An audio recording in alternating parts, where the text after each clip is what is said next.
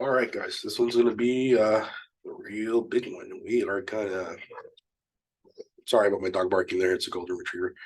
We are gonna add or rather create the server in here into your VirtualBox. So you're gonna go to new up here in the corner. Once you click new, it comes up with all this. So what do you want to call it? I'm gonna call it server 2016. Pretty straightforward. Now, where do I want to save it?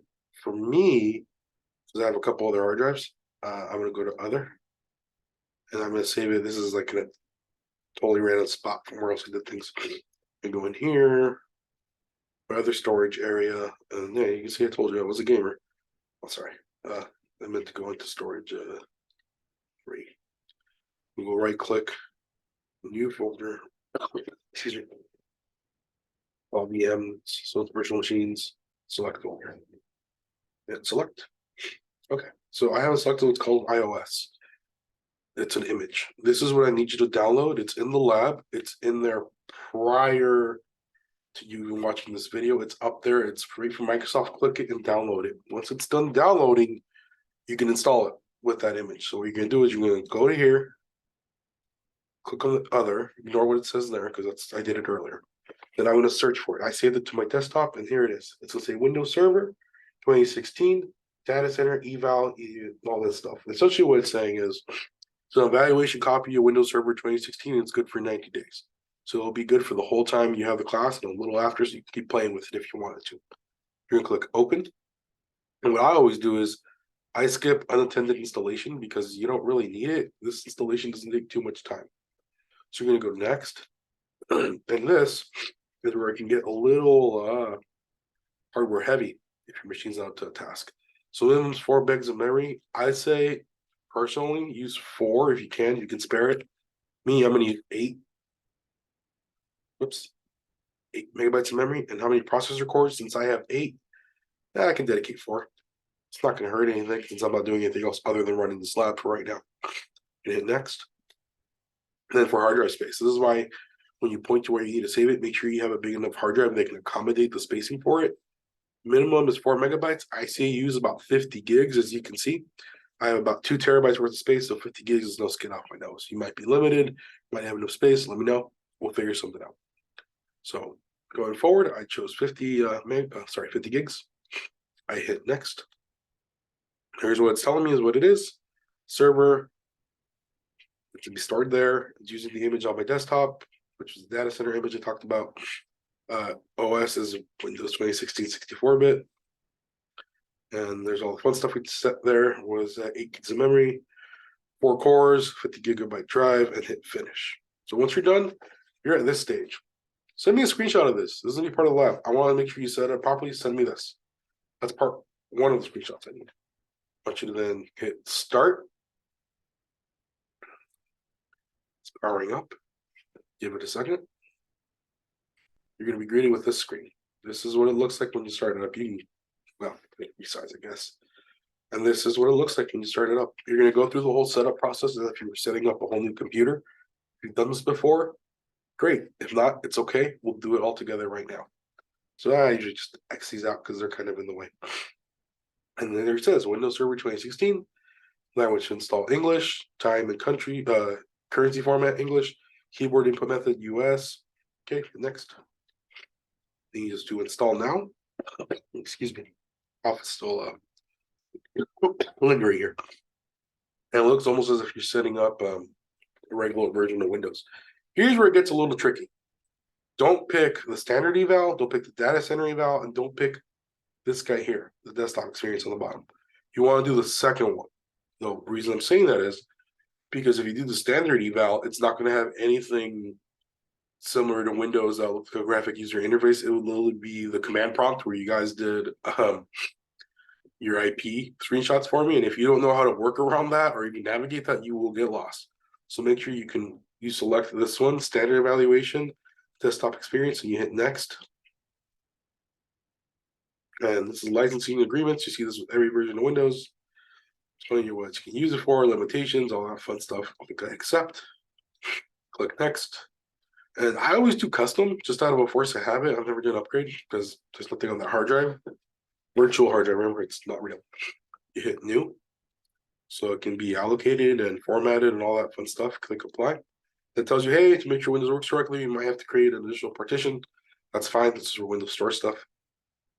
It's only 500 megs. So the new hard drive where everything will be 49.5 gigs. You click next. And then you're off to the races. It copies the files, gets Windows ready, and it just goes from there. That's essentially the gist of installing it. I am gonna, well, I'll let it run. So I will sit here drinking water patiently while it's done. I know it's not the most entertaining thing to see. I hope your guys' day is going well. If you're doing this later in the week, I hope you had a good week.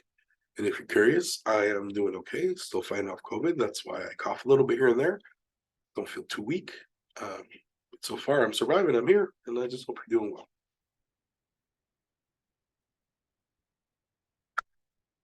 Well, looks like this won't take much time.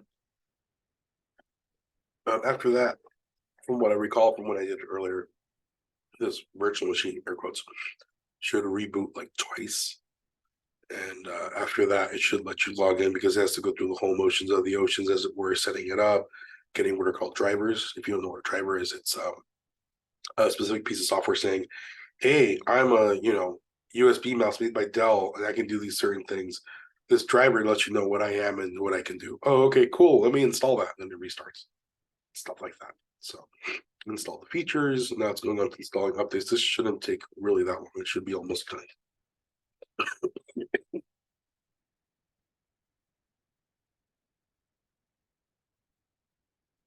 All right, see it's telling me it's going to restart. So I'm going to restart it manually or with the restart now button.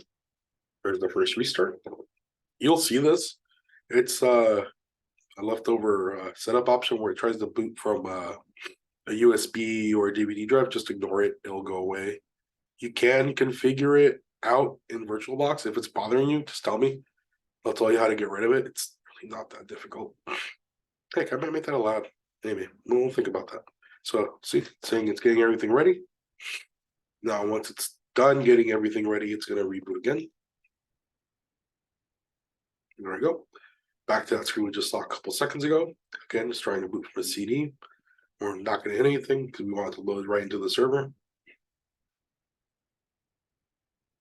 And there it goes. It's loading Windows. And here's where you'll be meted with your first screen is you need to create a password. You're the administrator. You're the one in charge of the server. So you have to make a password. Don't tell anybody your password. Write your password somewhere down there where you can see it, where you'll know it. I'm not going to tell you my password. My password's my own. So that's something I can't share, unfortunately. You might hear my keys clacking, but I can't share with you what it is. Let me hit finish. Finalize.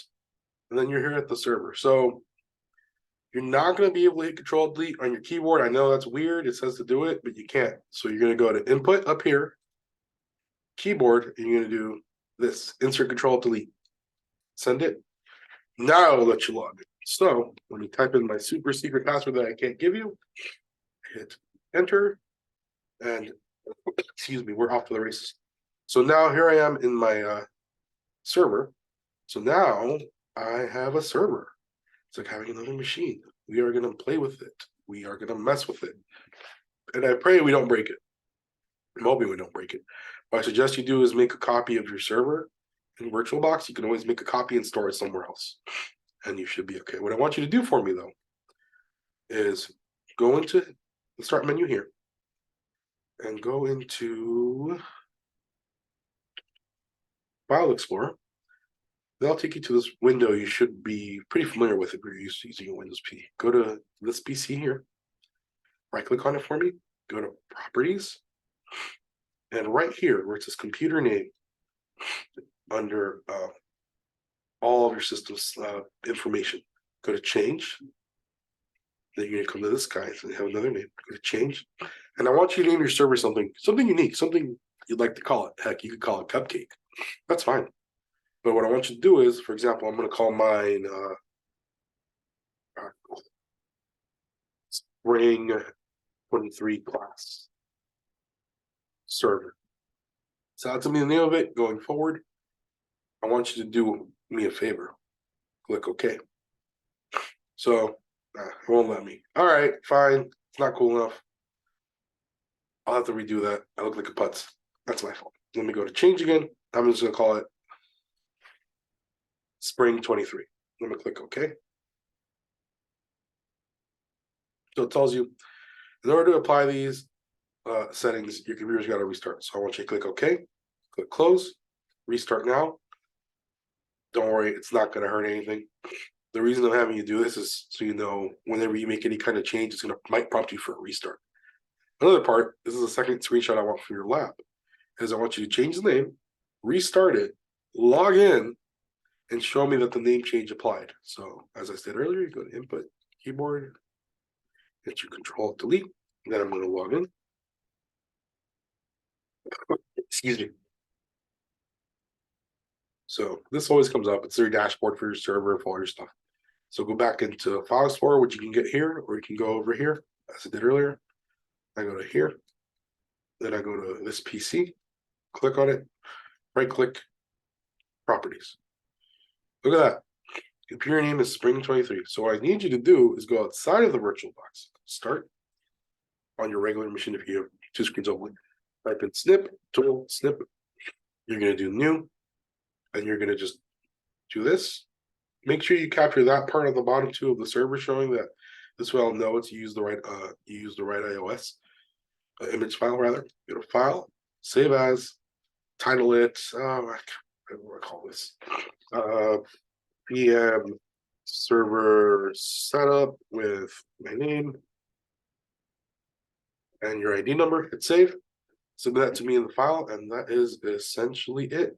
Oh, actually, and the other one, which should be the screenshot of this menu here also. So submit them both. If you can't put them in together, put them in as a zip file if you can, or a Win7 file, just send it to me via Canvas. And that's essentially it, guys. That's all there is for this lab. Have a good one.